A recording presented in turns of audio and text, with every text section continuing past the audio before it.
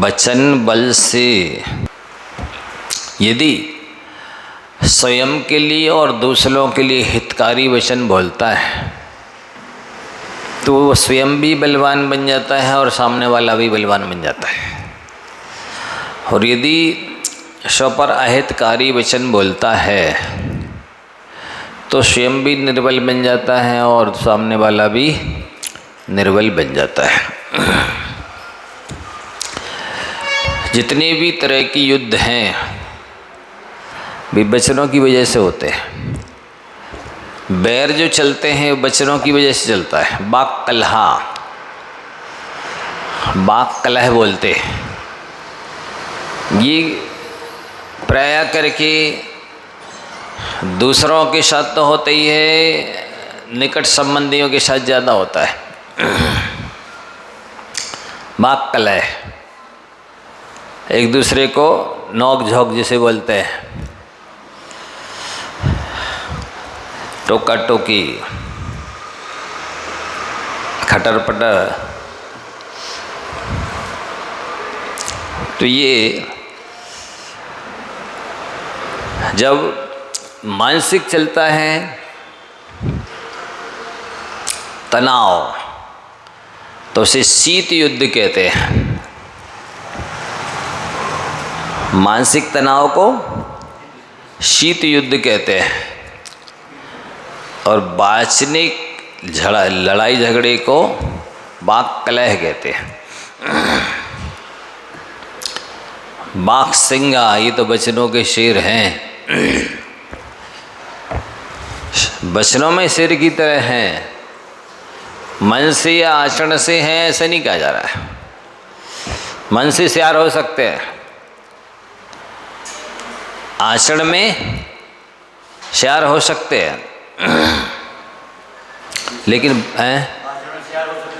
आचरण में सियार हो सकते हैं लेकिन वचनों के शेर होते हैं।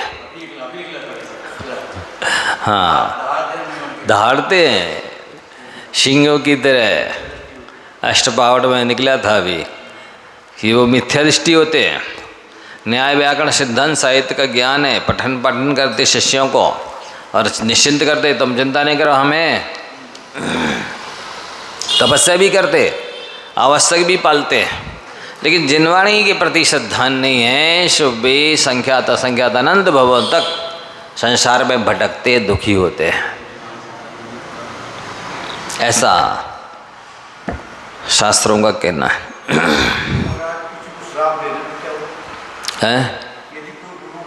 हाँ हाँ, देखो ऐसा है, शराब देना तो नहीं चाहिए, लेकिन दे देते हैं तो दोनों का हित होता है, गुरु का भी और शिष्य का भी। दीपायन मुनि ने मान लो गुस्सा किया, सब तेजस पुतला निकाला तो दोनों का शुभ हुआ ना। वचनों से भी यदि किसी को शराब दे देते हैं तो दोनों का हित होता है। आशीर्वाद देते तो दोनों का भला होता है, और शराब देते हैं तो दोनों का हित होता है। देना नहीं चाहिए, लेकिन क्रोध आदि के आवेश में आकर के दे सकते हैं, दे देते हैं तो बुरा हो जाता है, संसार बढ़ जाता है। वही तो कह रहे हैं कि उसी बड़ी वाणी से आप शराब भी दे सकते हैं और आशीर्वाद भी दे सकते हैं, सद्भावनाएं शुभकामनाएं भी दे सकते हैं, दुर्भावनाएं भी रेषित कर सकते हैं। उसी से मंत्र भी, उसी शब्दों से मंत्र भी बनते हैं वाणी से, जिससे सांप बिच्छू इत्यादि के जहर उतर जाते हैं। उन्हीं वचनों से मंत्र बनते हैं, उन्हीं वचनों से भक्तियाँ बनती हैं, उन्हीं वचनों से स्तोत्र बनते हैं, उन्हीं से विधान बनते हैं, उन्हीं से पूजाएं बनती हैं, उन्हीं वचनों से पूरी द्वादशांग जिनवाणी की रचना होती है। वस्तुतः वचनों का दुरुपयोग करना जिनवाणी का दुरुपयोग करना है। तो ये आता नहीं है लोगों को, इसलिए थोड़ा सा इस विषय में विशेष बोल रहे हैं, पता तो चले ये क्या क्या लिखा है जैनाचार्यों ने।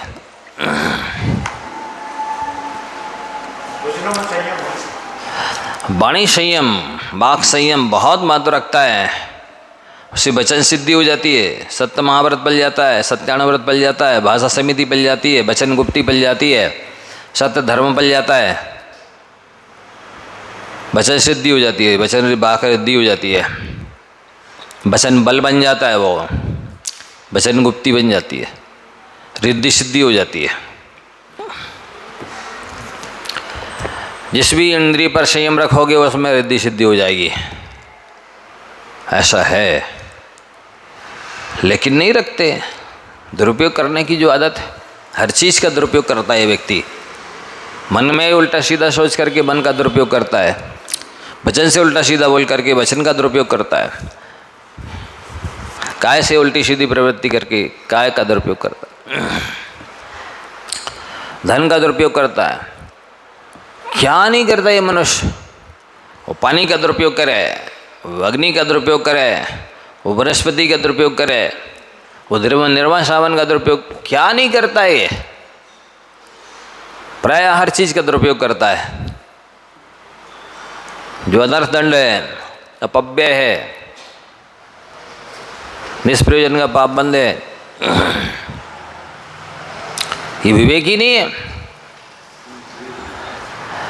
हमारे जैनाचार्यों ने आर्ट ऑफ लिविंग जीवन जीने की कला सिखाई है, और सच्ची आर्ट ऑफ लिविंग वही है, संयमी बनना, व्रती बनना। इससे अच्छा जीवन क्या होगा? कोई सिखा सकता है? कि जीवन भी जो आनंद से, शांति से, सुख से और पाप बंद से भी बचो, और सरल विवेक शय्यासन तप करो, एकांत में रहो, क्योंकि दुनिया असभ्य लोगों से भरी पड़ी है।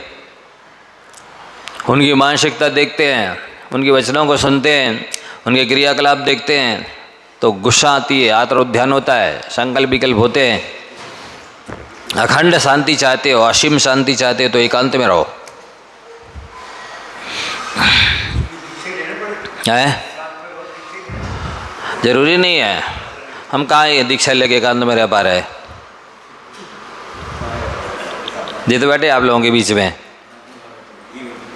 हैं, दीक्षा लेकर के भी एकांत में रहा जा सकता है, और वैसे भी नियमावली जैसे आश्रम में रहो, एकांत आश्रमों में, तीर्थ क्षेत्रों में, जंगलों में, जहाँ पर बिल्कुल केवल साधना कर सकते हो और कोई नहीं। देखो, बिना त्याग के तो स्वास्थ्य भी लाभ नहीं होता है। एक दिन भोजन कर लो, मलमूत्र का विसर्जन ना करो, दूसरे दिन भोजन तक नहीं कर पाओगे। त्याग तो करना ही होगा। तो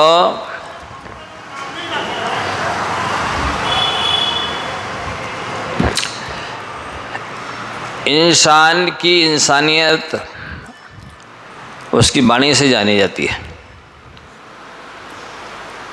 हर इंसान वाणी के पीछे छुपा है।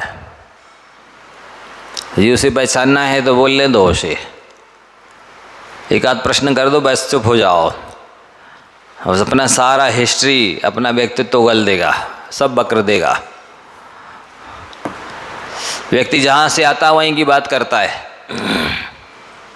क्या मतलब? यदि वो समयसार पढ़ के आया है तो नियम से समयसार संबंधी बात निकलेगी। यहाँ आकर के वो उसका संबंधी शंका या समाधान या कुछ ना कुछ बोलेगा उससे। यदि वो कहीं से आ रहा बाजार से तो वहाँ की कुछ बात करेगा, दुकान से आ रहा है तो संबंधी बात करेगा। जो चीज़ जहाँ से आ रहा है, जो दिमाग में चल रही है, वही यहाँ से निकलने वाला है, वाणी से निकलने वाला है। इसलिए कहा जाता है जो जहाँ से आता है वहीं की बात करता है। हम लोग देखते ना, दिन भर लोग धर्मशास्त्र की शंका समाधान करने वाले बहुत कम, धर्म संबंधी चर्चा करने वाले बहुत कम आएंगे। महाराज जी ये दुकान नहीं चल रही है, वो लड़की की शादी नहीं हो रही, वो लड़के की शादी नहीं हो रही है, वो बीमारी परेशानी करे हैं, कहीं उसका कर्जा चुकाना है, कोई मंत्र बता दो, कोई उपाय बता दो, वो सास नहीं मान रही, वो बहू नहीं मान रही है। इस टाइप के आते हैं लोग, तो उनके अंदर जो चल रहा है वो यहाँ आकर के बोलते हैं। शास्त्र पढ़ के आएंगे तो शंका पूछेंगे, तो वो उनके दिमाग में चलते ही नहीं है तो पूछें कहाँ से। तो जो जहाँ से आता है वहीं की बात करता है। व्यक्ति कहाँ से आ रहा है यदि आपको पता लगाना है तो बस, और भाई क्या हाल है इतना ही पूछ लो, अरे ये ऐसा है वैसा है, वो सब बकरने लग जाएगा, क्योंकि जहाँ से आता है वहीं की बात करता है, ये नियम है।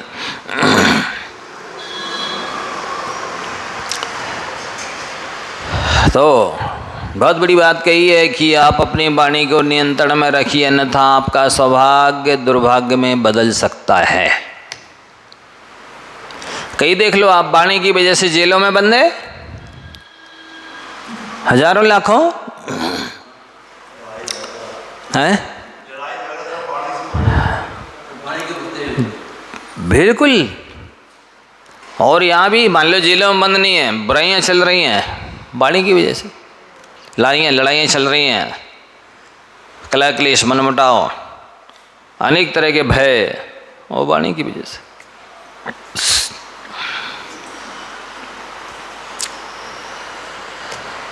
जिसके भाषण को सुनकर श्रोताओं को अमृत पान जैसा आनंद आता है वही श्रेष्ठ वक्ता माना जाता है। तो जैसे एक व्यक्ति आया और आपने बहुत अच्छा आतिथ्य किया, उठने बैठने सोने खाने पीने से लेकर के सारी A to Z व्यवस्था की, यहाँ तक कि आप रेलवे स्टेशन छोड़ने भी गए, ट्रेन पे बिठाने, और बस लास्ट में एक शब्द बोल दिया, लाखों रुपए खर्च किए उसके आतिथ्य में, क्यों जैसा हमने भोजन कराया वैसा तुम्हारे बाप ने खाया कभी?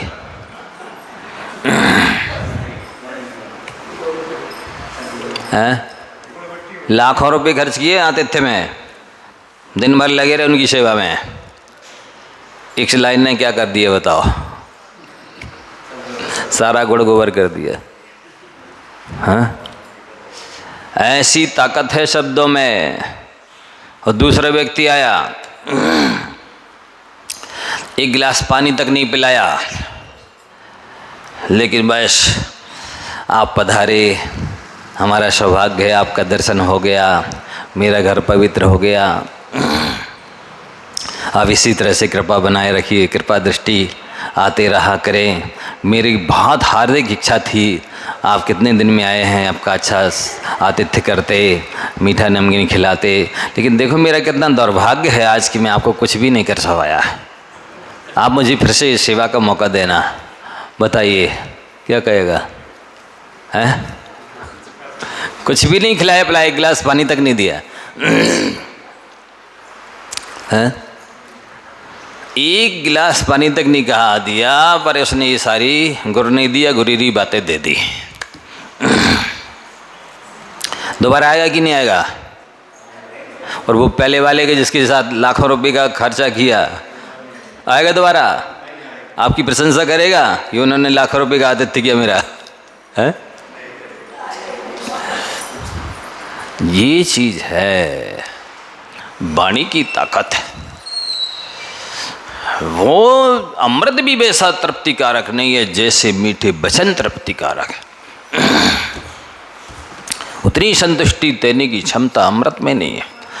ठंडाई नहीं देगी, लस्सी नहीं देगी, दुनिया की कोई चीज़ नहीं देगी उतनी तृप्ति, उतनी संतुष्टि, उतना आनंद जितना मीठे वचन देते हैं। इसका महत्व तो समझ लो आप, इसलिए इस पर इतना बोला जा रहा है। तो जिसके पास मीठी जुबान है उसे हीरे मोती जवाहरात के हार पहनने की आवश्यकता नहीं है। जिसके पास केवल मीठी जबान है वो सारे आभूषण पहने हुए है, और सारे आभूषण पहने हुए केवल एक वाणी बस कड़वी है। बोलो चाहेगा कोई? पूरे नंग नंग हीरा मोती जवाहरात से जड़ा मड़ा है उसका, हैं भैया मड़िया सांप है, हैं कौन सा सांप? मड़िया सांप, जिसके फण पर मणि लगा होता है। बोलो कोई चाहता है उस सांप को? भैया रहने दो उसके पास ही, पास जाएंगे तो डस लेगा। हैं मणि भी की कोई कीमत नहीं है मड़िया सांप के ऊपर लगी हुई मणि की, क्योंकि उसके मुख में जहर है। इसी तरह जिसकी वाणी कड़वी है उसके मुख में जहर ही है, समझ लो वो जहरीला सांप ही है जिसकी वाणी कड़वी है। तो भले आप गन्ने का जूस ना पिलाओ, लेकिन गन्ने की जूस जैसी वाणी तो बोल ही सकते हो। दूध ना पिलाओ वाले दूध जैसी टॉनिक जिससे आती है ऐसे शब्द तो बोल ही सकते हो। नहीं बोलता आदमी तो सत्य व्रत का पालन भी नहीं कर सकता वो, उसके बोल लोग व्यवहार में कुशल भी नहीं माना जाएगा, सफल भी नहीं होगा, यश नहीं मिलेगा, सम्मान नहीं मिलेगा, मित्रता नहीं करेगा कोई। ये वाणी खराब है, कर्कशा वाणी है। कलिहारी नारी, क्या कलिहारी नारी कहा जाता है ना, कलहारी नारी से रात खराब हो जाती है, और रात क्या खराब हो जाती है, पूरी ज़िंदगी खराब हो जाती है। कई महिलाएं दिन भर कुछ आप लोग की बात नहीं कर रहे, बोलती ही रहती है। पास में आना, उठना बैठना दूभर होता है। सामने वाला पीछे छुड़ाना चाहता है, अरे भैया इनका तो मुँह ना देखो तो सुकून ऐसा आता है। कब पीछे छूटे है, अनिष्ट सहयोग नाम का आर्दत ध्यान चलता रहता है। व्यवहार कुशलता बहुत महत्व रखती है। कई लोग होते ही नहीं व्यवहार कुशल, शब्द भी नहीं मौके पर बराबर बोल पाते हैं कि भाई साहब आपने दीक्षा ली है, बहुत अच्छा किया है, या आपने जो है ना कोई अच्छा काम किया है, बहुत अच्छा किया है, हम इसकी प्रशंसा करते हैं, हम भावना भाते हैं कि आप जैसा काम करने के योग्य हम कब होंगे, आप जैसे करने के लायक हम सक्षम कब होंगे। ये बहुत बड़ी कमी है व्यवहार की, लोक व्यवहार की बहुत बड़ी दरिद्रता है। आप लाके कुछ ना दे सके, गिफ्ट शब्दों से भी नहीं अनुमोदना कर सके, प्रशंसा कर सके, धिक्कार है तुम्हारे जैसे लोग व्यवहारहीन व्यक्ति के लिए, कृतज्ञ के लिए। है? जो गुणवानों की स्तुति नहीं कर सकता है वो त्रिकाल में गुणवान नहीं बन सकता है। करना चाहिए प्रशंसा स्तुति, कृतज्ञता ज्ञापित करनी चाहिए। कि इतने कृतज्ञ होते हैं, जीवन में एक शब्द कभी नहीं निकलता उनके मुंह से कि आपने मेरे साथ कोई एहसान किया है, उपकार किया है, आप मेरे हितैषी हैं, शुभचिंतक हैं, उपकारी हैं, कभी नहीं बोलते। इतने कृतज्ञ होते हैं पशु की तरह। कुत्ता फिर भी अच्छा है, पशु की तरह नहीं कहना चाहिए, नहीं बेचारे की निंदा हो जाएगी। कुत्ता आज भी चौथे काल से जैसा जी रहा है, मनुष्य पंचम काल का हो गया, छठे काल का। कुत्ते को सूखी रोटी डालो, दिन भर आपको देख के पूछ लाएगा और रात भर जाग कर आपके जान माल की रक्षा करेगा। वो प्राणी अच्छा है। कई इतने दुष्ट कृतज्ञ होते हैं, निकृष्ट प्राणी होते हैं, कभी कृतज्ञता ज्ञापित नहीं करते, कभी प्रशंसा नहीं करते, कभी स्तुति नहीं करते, कभी लोग व्यवहार नहीं निभाते हैं। काहे के प्राणी हैं, काहे के पढ़े लिखे हैं, काहे के सभ्य हैं, सज्जन हैं, धर्मात्मा हैं, मान कषाय है। ये मान कषाय के साथ साथ कृतज्ञता है, अज्ञान है, पशुता है, जिनके अंदर ये विशेषता नहीं है। बहुत मायने रखता है फॉर्मेलिटी, औपचारिकता निभाना। और इसमें है क्या, वास्तविकता है। सामने वाले ने उपकार किया है तो कहना चाहिए ना, प्रत्युपकार भी करना चाहिए। सो वो तो गया गुजरा, प्रत्युपकार तो कर ही नहीं रहे, आभार भी नहीं, आभार भी भार लग रहा है उनको। आभार मानना भी भार लग रहा है, इसलिए भी सुखी नहीं रहते और न भविष्य में रहेंगे सुखी, क्योंकि तुमने उपकार को लोभ दिया है, तुम व्यवहारहीन हो। उपकार ना भी किया और बड़ा हो, गुणवान हो, तब भी उसकी प्रशंसा स्तुति करनी चाहिए, सेवा करना चाहिए, पर मैंने कुछ ना कुछ अपना तरफ से प्रशंसा करते रहना चाहिए। तो जिनने किया उनके बारे में नहीं कह पा रहे, तो जिनने नहीं किया उनको क्या कहोगे? जिनने दिया उनके लिए नहीं दे पा रहे, तो जिन्हें नहीं दिया उनको क्या दोगे? बहुत बड़ी कमी है ये। ऐसे कृतज्ञों के लिए स्वर्ग के द्वार बंद रहते हैं। मोक्ष के तो छोड़ो, स्वर्ग के भी द्वार बंद रहते हैं। हमेशा हम लोग के पाक्षिक प्रतिज्ञा में लिखा है, जस्संत्यम धम्म पथम ने अच्छे तस्संत्यम बेणियम पहुंजे कायण वर्षा मनसा भी नित्यम सक्कारे तम गुरुपम सिर पंचमेणे। जिसके पास कुछ भी ग्रहण किया है, लिया है, उपकार लिया है, जस्संत्यम धम्म पथम, और फिर यदि धर्म पथ लिया हो तो हमेशा विनय से व्यवहार करना चाहिए, साथ ही पंचांग नमस्कार करते हुए सदैव कृतज्ञ रहना चाहिए। ऐसा लिखा है। कायण वासा मनसा भी नित्यम, मन से वचन से काय से सक्कारे तम सिर पंचमेणे, सत्कार करना चाहिए। महापशु की तरह कई मनुष्य होते हैं, जिंदगी में एक बार भी कृतज्ञता ज्ञापित नहीं करते, प्रत्युपकार नहीं करते, ऐसा एहसास नहीं होने देते कि नहीं आप मेरे कोई हैं। तो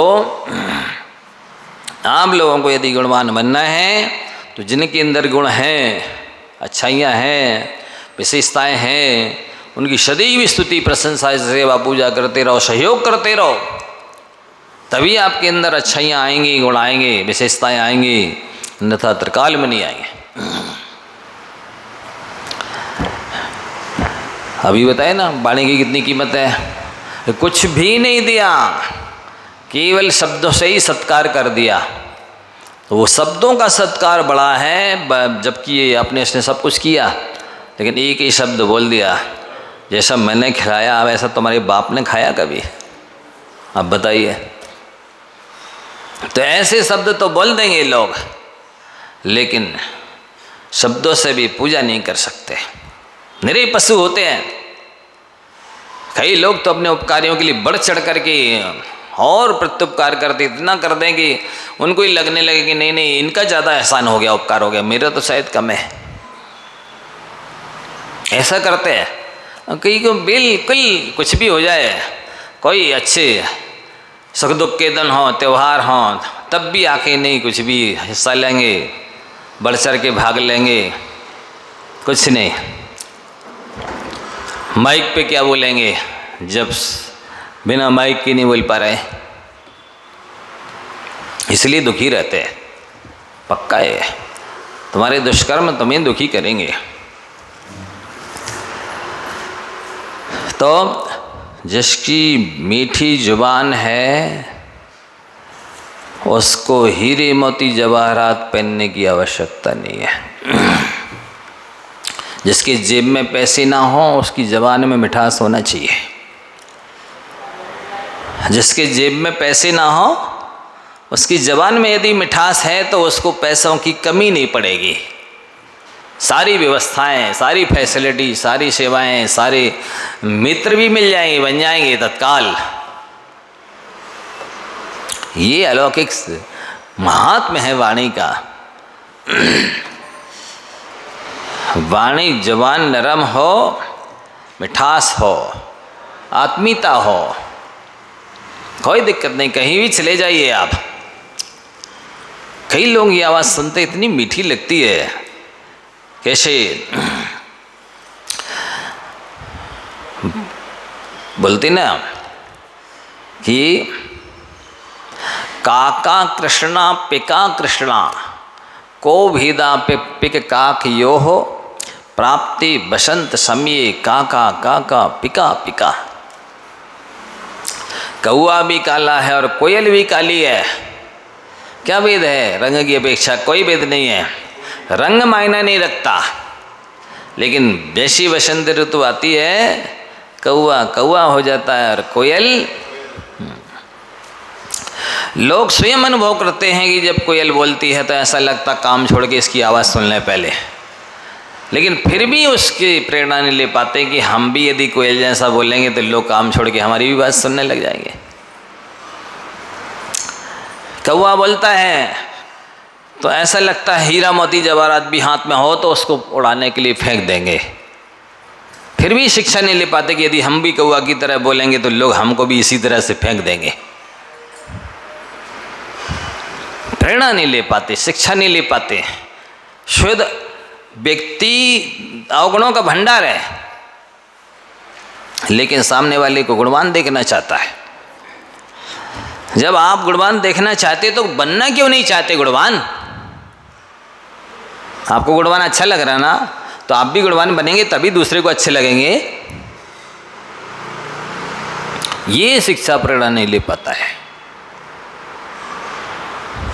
दूसरे को तो बिल्कुल सही होना चाहिए। और शास्त्रों में देखो तो कहा क्या क्या लिखा है, अन्य दिए में आत्मीयम मपी दोषम प्रपश्यता कह समा खलु मुक्तो यम युक्ता कायेन चेदपि। छत्र चूड़ामणि ग्रंथ में वीरनंदी आचार्य का जाता है तो क्या लिखते हैं, जैसे ये संसारी प्राणी दूसरों के दोष देखता है, काश वैसे अपने दोषों को देखने लग जाए, पता लगा ले कि मेरे अंदर ये कमियां हैं, त्रुटियां हैं, दोष हैं। अन्य दियम एव दूसरों के समान, आत्मीयम अपि दोषम प्रपश्यता अपने आप के दोषों को देखते हुए, कहा समा खलु मुक्तोयम, क्या लिख रहे, ये तो मुक्त है, सिद्धों के समान है। युक्ता कायेन चेदपि, भले शरीर से सहित हो वह वर्तमान में, लेकिन मुक्त के समान के दिया कितनी बड़ी उपाधि है, क्योंकि इसने दोषों को जान लिया है, मान लिया है, निकालने का ठान लिया है कि मैं इन दोषों को निकाल के रहूँगा, ये मेरे अंदर कमियां हैं। कमियां व्यक्ति को जैसे पैर में कांटा लग जाता है तो पग पग पर वो आंसता है, पग पग सालता है, कष्ट देता है, पीड़ा देता है। वैसे उस कांटे की तरह, उस कांच की तरह, उस कील की तरह ये दोष होते हैं। इन दोषों को निकालने की कोशिश करो, अन्यथा सुखी नहीं हो पाओगे। ये आचार्यों का कहना है। लंगड़ा के चलोगे जब तक कांटा नहीं निकालोगे, कांच नहीं निकालोगे, कील नहीं निकालोगे पैर में लगी हुई, अच्छी चाल से नहीं चल पाओगे, मंजिल नहीं पा पाओगे समय पे। इसी तरह से ये कमियां, अवगुण, व्यसन, दोष रहेंगे, असंयम रहेगा तो वो उसी तरह सालेगा जिस तरह से ये कांटा सालता है। ये समझ ले प्राणी की, अरे हमारे दुख देने वाले तो हमारे स्वयं के अवगुण हैं, कमियां हैं, खामियां हैं, तो मुझे सुखी होना है तो इन अवगुणों को छोड़ना होगा, कमियों को, व्यसनों को छोड़ना होगा। ये समझ ले।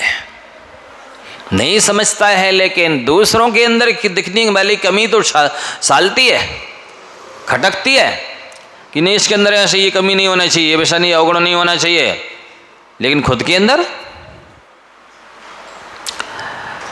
यदि आपको अंदर रहने वाली कमी, व्यसन, अवगुण खल नहीं रहा है, खटक नहीं रहा है, इसका मतलब है अभी आप मोक्ष से बहुत दूर हो।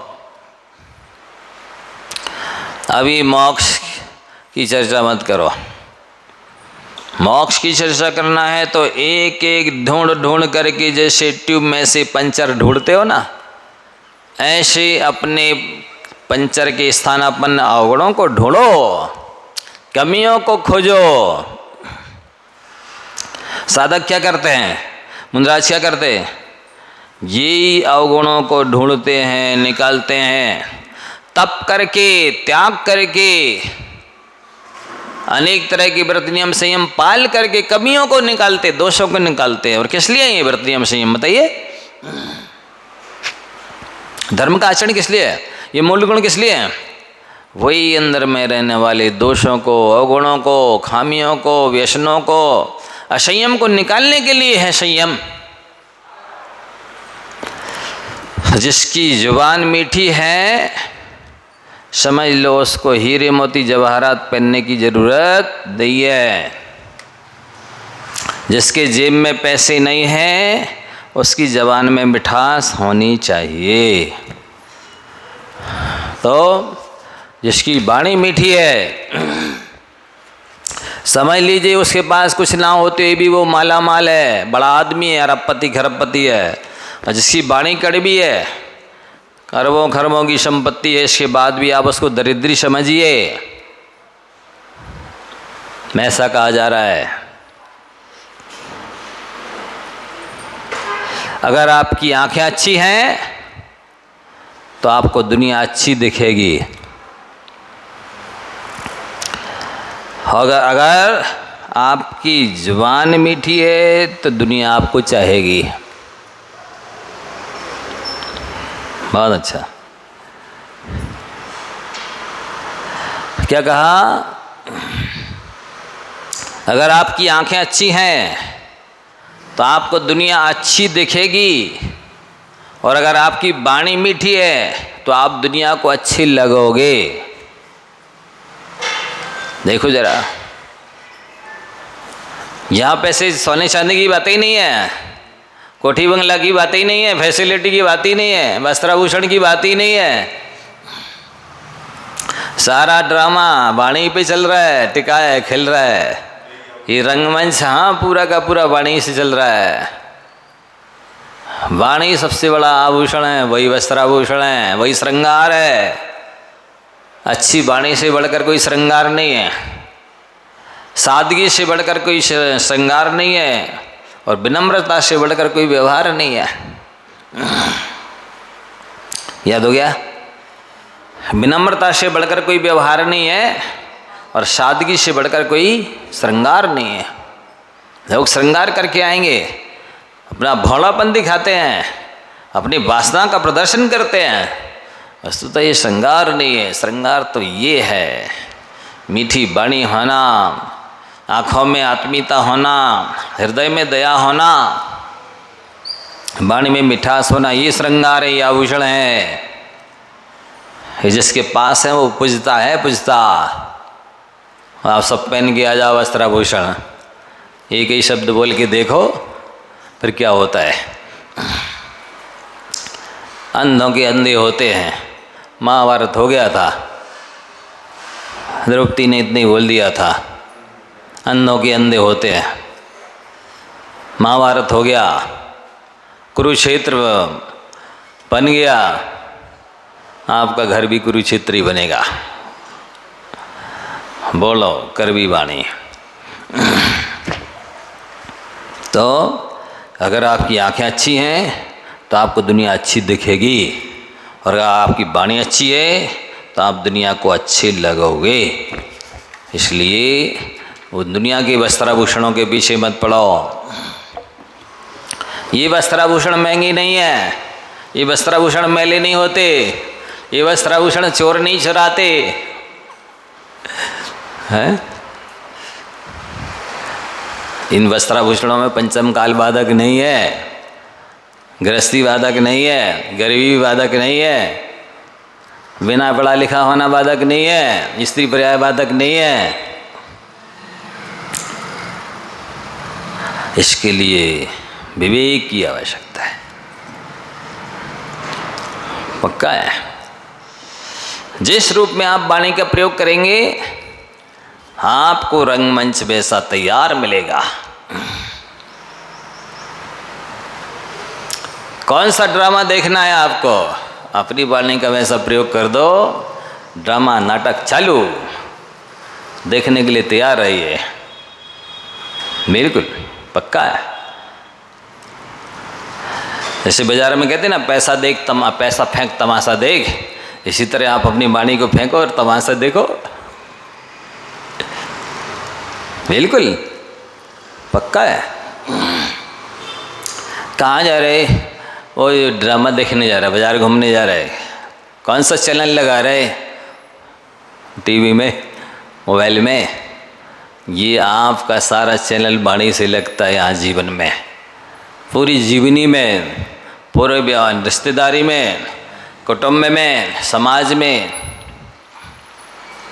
परिवार में, ये वाणी से चैनल लगता है आपका। दिन भर जो देखते हो ना आप, वो आपने वाणी का प्रयोग कर दिया, आपको पता ही नहीं है हमने कौन सा चैनल लगा दिया। अब देखने के लिए तैयार हो जाओ। ये रिमोट है वाणी आपकी, जैसा जो लगाओगे चैनल खोलोगे वैसा आपको ड्रामा दिख जाएगा। तो हर इंसान जबान के पीछे छुपा है, अगर उसे समझना चाहते हो तो उसको बोलने दो। वो कहाँ से आया है, कितना पढ़ा लिखा है, कितना सज्जन है, कितना दुर्जन है, कितना अहंकारी है, कितना कंजूस है, कितना मायावी है, कितना आलसी है, सब वाणी के माध्यम से प्रकट हो जाएगा। और ये निश्चित है, जो मन चाहा बोलेगा उसको अनचाहा सुनना पड़ेगा। मन चाहा बोलोगे तो अनचाहा सुनना पड़ेगा। आप चाहें कि हम मनचाहा बोल लें और हमको अनचाहा ना सुनना पड़े, ये तो हो ही नहीं सकता। अनचाहा नहीं सुनना है तो मनचाहा मत बोलो। लेकिन बोलते समय ध्यान रखना होगा। जैसे स्वस्थ रहना है तो खाते समय ध्यान रखना पड़ता है कि आप क्या खा रहे हैं। इसी तरह से व्यवहार को स्वस्थ रखना चाहते हैं तो बोलने के पहले सोचना होगा कि हम क्या बोल रहे हैं। स्वास्थ्य जैसे भोजन पर टिका है, व्यवहार भी वाणी पर टिका है। इसको समझिए, आप कोशिश कीजिए। एक बहुत बड़ी चीज़ है, सामान्य चीज़ नहीं है। स्वर्गाप वर्ग गम मार्ग विमार्ग निष्ठा। जब भगवान की वाणी जैसे स्वर्ग और मोक्ष के मार्ग को खोजने में मदद करती है, ये आपकी वाणी भी स्वर्ग और मोक्ष को तय करती है, कहाँ जाएंगे आप। सुन रहे हैं? वाणी के आधार पर आपको गति निश्चित होने वाली है। आप कैसा बोलते हैं बस आपका भविष्य वही है। तो अनचाहा नहीं सुनना है तो मनचाहा मत बोलो।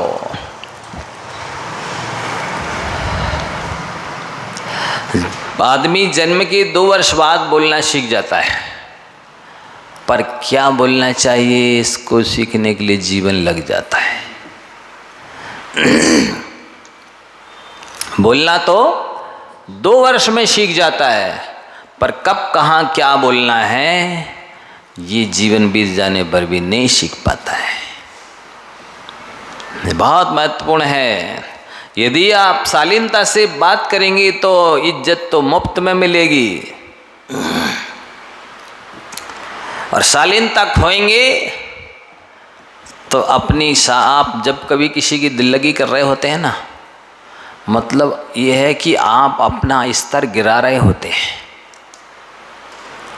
जब आप किसी की दिल लगी कर रहे होते हैं,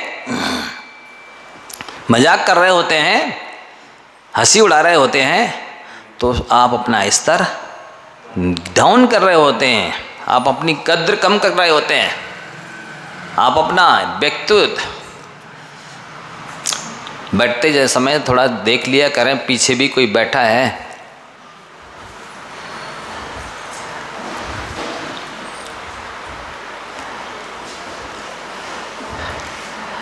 तो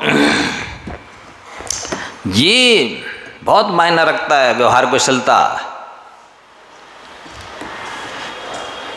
पंखा चल ही रहा है और मिठाई खिलाई जा रही है यहाँ, अब नींद क्यों नहीं आएगी? आई जाएगी, स्वाभाविक है। अरे कहते महाराज जी आप नहीं जानते, जिनवाणी माँ की गोद में किसी नींद नहीं आएगी। आप जिनवाणी इधर सुना रहे हैं, उस जिनवाणी माँ की गोद में हम सो रहे हैं।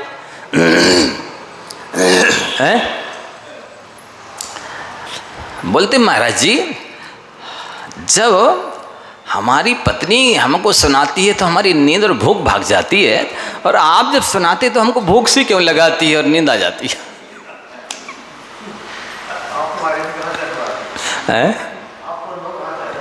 ये सब मिलते रहते आप ही लोगों से।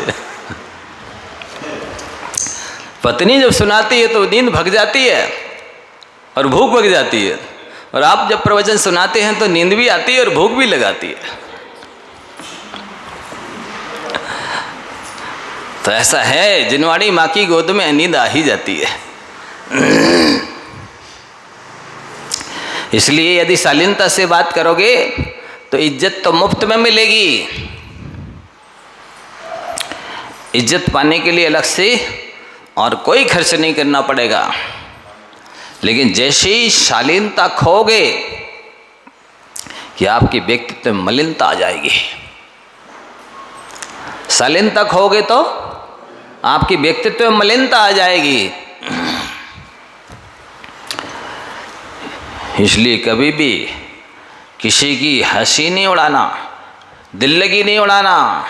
यदि आप अपना कद ऊंचा रखना चाहते हो, अपनी कद्र बनाना चाहते हो,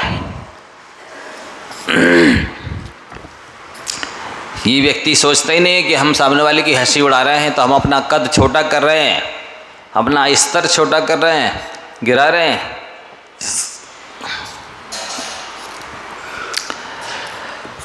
तो व्यक्ति यदि 100 भलाई कर दे, कितनी 100 नहीं, 1000 नहीं, लाख उपकार किए हैं उसने, और एक भी शब्द से आपने यदि उसको कष्ट पहुंचा दिया कि आपकी सारी भलाई पर पानी फिर गया। एक भी कष्ट से दिया शब्द से आपने कष्ट पहुंचा दिया। आप सोच लो कैसा है ये विचित्र संसार है। देखो, सामने वाला छेड़ेगा, लेकिन जब हम छेड़ें तब ना। जब सामने वाला सफल तब होगा जब आप उसके शब्दों से प्रभावित होंगे, अन्यथा जीत आपकी। यदि आप प्रभावित हो गए तो वो जीत गया, और आप बिल्कुल सहज बने रहे तो उसकी हार निश्चित है। खाली कुएं में बाल्टी डालेगा कोई तो खाली ही आएगी। इसी तरह आपकी यदि आत्मा क्रोध आदि के कषायों से खाली है तो सामने वाले की गाली भी खाली जाएगी। उस गाली का स्वागत करने वाला होना चाहिए ना, गाली को रिसीव करने वाला होना चाहिए ना। कोई रिश्तेदार आए आपके घर और आपके घर में ताला डला है, बोलिए रुकेगा?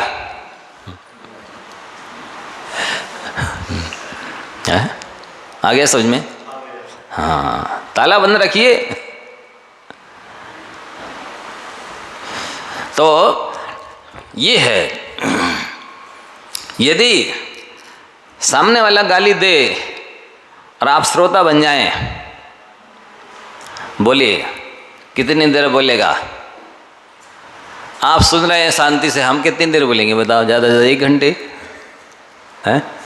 इतनी कैपेसिटी होगी ना, ये बोलते ही रहेंगे दिन भर, क्योंकि आप मनपूर्वक सुन रहे हैं इसलिए है। जैसे आप मनपूर्वक सुन रहे हैं, इसके बाद भी हम 1 घंटे से ज़्यादा नहीं बोल सकते। इसी तरह से आप यदि मौन रहें घर पे तो गाली देने वाला 1 घंटे से ज़्यादा तो मेरे ख्याल से नहीं बोलेगा। बहुत ज़्यादा बोलेगा तब भी 1 घंटे गाली देगा बस। इसके बाद वो लस्त पस्त हो जाएगा, त्रस्त हो जाएगा और परास्त हो जाएगा। ये नियम है, ये गारंटी है। व्यक्ति को यदि लोकप्रिय बनना है तो उसके अंदर ये खासियत होनी चाहिए कि वाणी का माधुर्य हो। वाणी मधुर हो और लोकप्रिय ना बने, ऐसा हो नहीं सकता। साथ में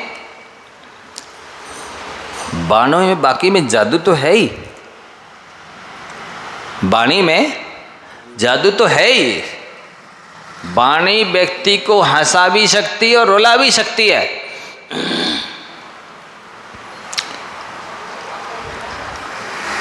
वाणी रागी को बैरागी बना देती है और बैरागी को रागी भी बना सकती, जरूरी नहीं है, लेकिन रागी को बैरागी तो बना देगी।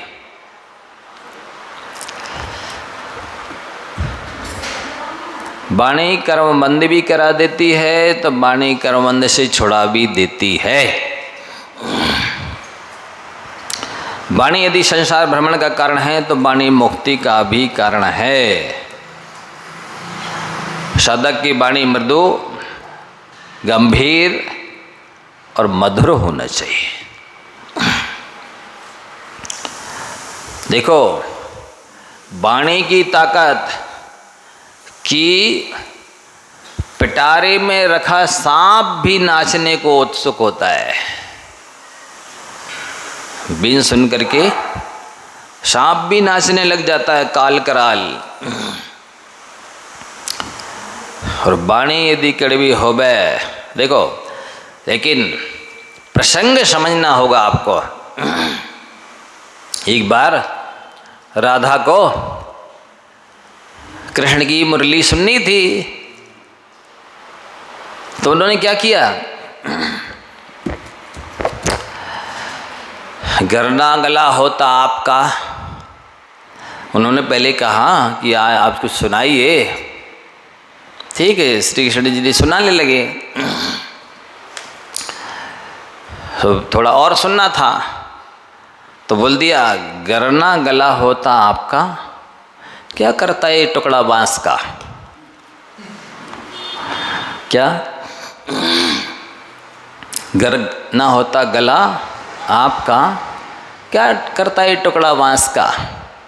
और प्रशंसा हो गई तो और सुना दिया, बहुत देर तक सुना दिया। और उनको सोना था, किसे? राधा को। तो उसने फिर क्या कह दिया, उस शब्दों को बदल दिया, गरना टुकड़ा होता बांस का, क्या कर लेता गला आपका?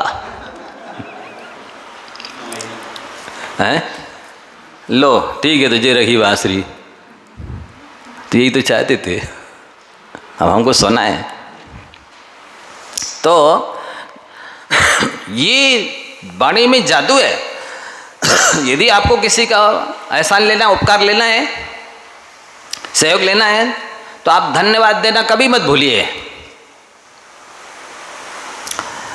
धन्यवाद देने से व्यक्ति दोबारा आपका एहसान उपकार करने के लिए, सहयोग करने के लिए तत्पर हो जाता है। और शब्दों में यदि किसी नाम के आगे श्री या जी लगाना और सीख जाएं आप, श्रीमान जी, पंडित जी, तो उनका तो ठीक ही है, आपका व्यक्तित्व लोकप्रिय हो जाएगा, आपका कद ऊंचा हो जाएगा। श्री और जी और आप और धन्यवाद, ये शब्द ऐसे हैं कि आपकी वाणी में चार चांद लगा देते हैं। आपकी वाणी में ही नहीं, आपके व्यक्तित्व में भी चार चांद लगा देते हैं। आपके अधूरे काम पूरे हो जाते हैं। श्री जी और आप, लोग तो महाराजों के सामने साथ भी नहीं लगाते। क्यों? कौन के आ रहे? योग सागर के। तुम्हारा मोड़ा है, पूज्य श्री योग सागर जी महाराज के नहीं बोल सकते थे? हैं? ना शी लगाया ना जी लगाया, कुछ नहीं, ऐसी बोल दिए मोड़े की तरह। ये बहुत बड़ी कमी है। बोलो, आप लोग की बात नहीं कर रहे? सहज में बोलते ऐसे, ये असभ्यता है, अभिनय है, अविवेक है, असंयम है, परमेष्ठी है, तपस्वी है। जितने विनय से बोलते उतने कर्मों की निद्रा होती। पूज्य श्री और नाम लेकर के जी सागर जी महाराज के मोड़ा की तरह दे फलाने सागर के, ये कोई तरीका है? बोलते तो ऐसे ही है। नहीं ये तरीका तो क्यों बोलते फिर? नहीं महाराज जी, पता ही नहीं था कि हम क्या सही बोल रहे हैं कि गलत बोल रहे हैं। ये है ना। तो आप लोग याद रखेंगे, यदि अपने व्यक्तित्व में 4 चांद लगाने हैं, अपने सारे अधूरे काम पूरे करने हैं, किसी से भी काम लेना है, तो श्री जी आप और धन्यवाद आज से ये शब्द जोड़ दीजिए। आप देखिए फिर चमत्कार, अतिशय, जादू। हाँ, इनमें अतिशय लग जाता है, अतिशय हो जाता है, जादू हो जाता है, चमत्कार हो जाता है। करके तो देखो, हाथ कंगन को क्या आरसी की आवश्यकता है। सही महाराज जी, हो जाएगा ऐसा। अरे करके देखो ना,